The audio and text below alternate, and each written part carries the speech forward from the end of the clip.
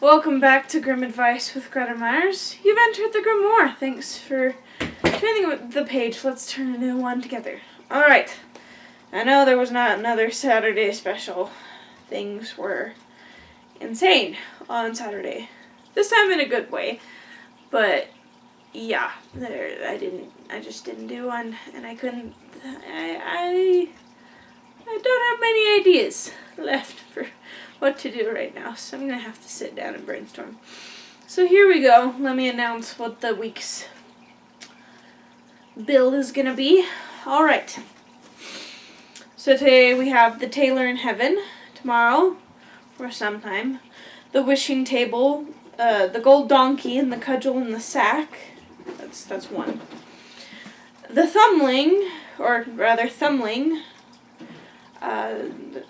that's next, and then the Wedding of Mrs. Fox, and finally the Elves.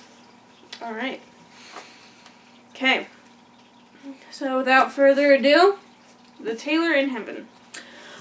One very fine day it came to pass that the good God wished to enjoy himself in the heavenly garden, and took all the apostles and saints with him, so that no one stayed in heaven but St. Peter. The Lord had commanded him to let no one in during his absence, so Peter stood by the door and kept watch. Before long someone knocked. Peter asked who was there and what he wanted. "I am a poor, honest tailor who prays for admission," replied a smooth voice. "Honest indeed," said Peter, "like the thief on the gallows. You have been light-fingered and have stolen snippets of folks' clothes. You will not get into heaven. The Lord has forbidden me to let anyone in while he is out."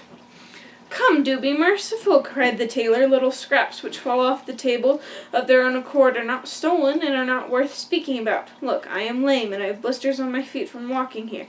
I cannot possibly turn back again. Let me in and I will do all the rough work. I will carry the children, wash their clothes, and wash and clean the benches on which they have been playing, and patch all their torn clothes." St. Peter let himself be moved by pity, opened the door of heaven just wide enough for the lame tailor to slip his lean body in. He was forced to sit down in a corner behind the door, and was to stay quietly and peaceably there, in order that the Lord, when he returned, might not observe him and be angry. The tailor obeyed, but once when St. Peter went outside the door, he got up, and full of curiosity went round about into every corner of heaven, and inspected the arrangement of every place. At length he came to a spot where many beautiful and delightful chairs were standing, and in the middle was a seat all of gold, which was set with shining jewels. It was much higher than the other chairs, and a footstool of gold was before it. It was, however, the seat on which the Lord sat when he was at home, and from which he could see everything which happened on earth.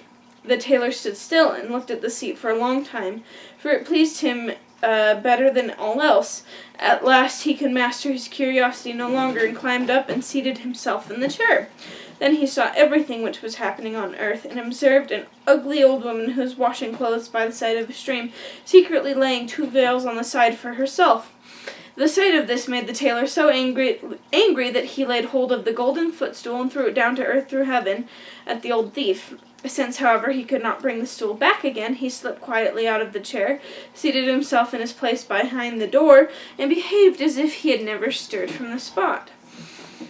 When the Lord and Master came back again with his heavenly companions, he did not see the tailor behind the door, but when he seated himself on his chair, the footstool was missing.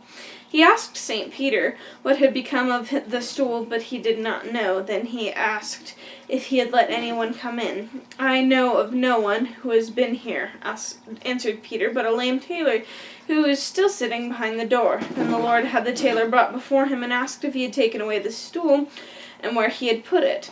"Oh, Lord," answered the tailor joyously, "I threw it in my anger down to earth at an old woman whom I saw stealing 2 veils while washing." "Oh, you knave," said the Lord. "Were I to judge you as you judge, how do you think you could have escaped judgment so long? I should have no chairs, benches, seats, nay, not even fire tongues, for I would have thrown everything down at the sinners long ago.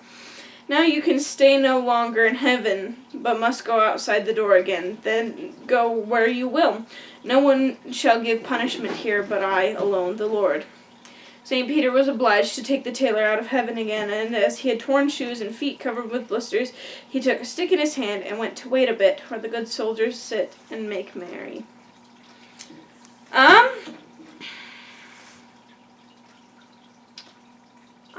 Much to say about this one. It goes along with the theme of, like, Our Lady's Child, where very often means, like, spirit or angel or a god.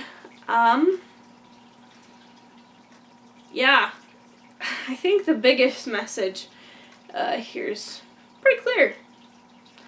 So I'll just repeat it in my own words. Don't judge, because you don't, like, you could have been judged, like, way worse by other people or things. Like, really, that's just,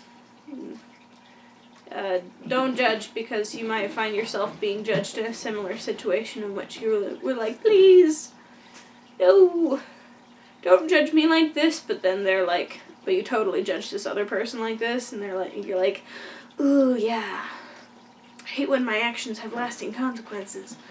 So, yeah, I'll just echo what this seems to be trying to say is, don't do your best not to judge people, because you don't know what's they're going through, and yeah, like, you don't know what they're going through, that's the point. And so one action to them might be like, oh my gosh, they did that thing to you, and they were like, I didn't even know that was, like, a problem or whatever. And yeah, again, because it might just come back to bite you. Like, if you judged a person and then, like, later you had to work with them on a project or whatever, and, like, and you judged them, and maybe it's just this internal, like, oh, I judged them and I feel bad now because I know that they're different, or, like, maybe they heard that you judged them and are like, you know, whatever, I don't appreciate that, and then, like, things are bad on the project. Whatever. You just never know what the situation is, and let's be honest, let's be real. We've all had trash days where, like, we just we're not doing good. We're not, like, at our peak at the moment.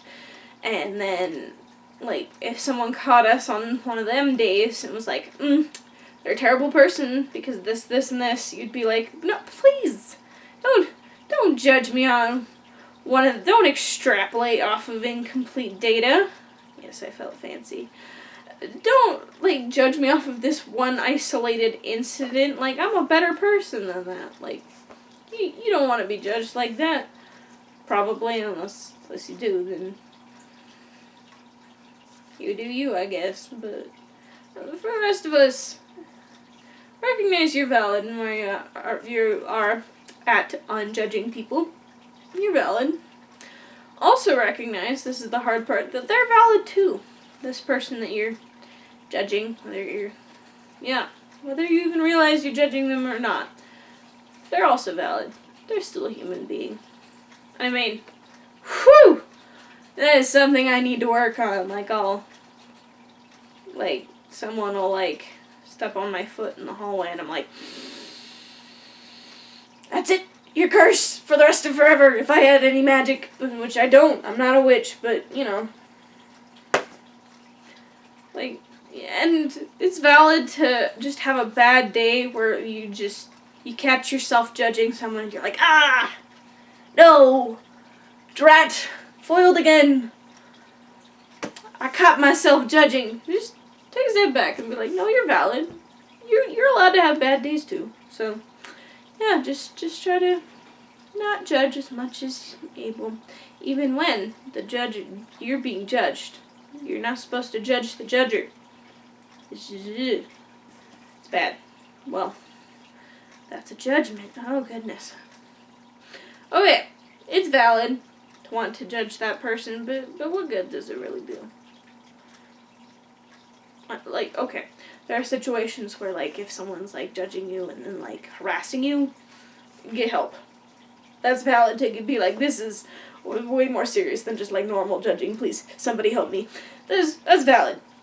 But if it's just like, ugh, they have no style. They wore that one shirt the other day, then just be like, whatever. I don't care. I like that shirt. I don't know. I really don't know. Okay, and with that, thanks for joining us for another Happily Ever After. Or not so happily ever after. That's up for you to decide. And whatever you decide is valid. Either way, this is the end of the episode, and tune in later and we can learn more and turn a new page together. Thanks.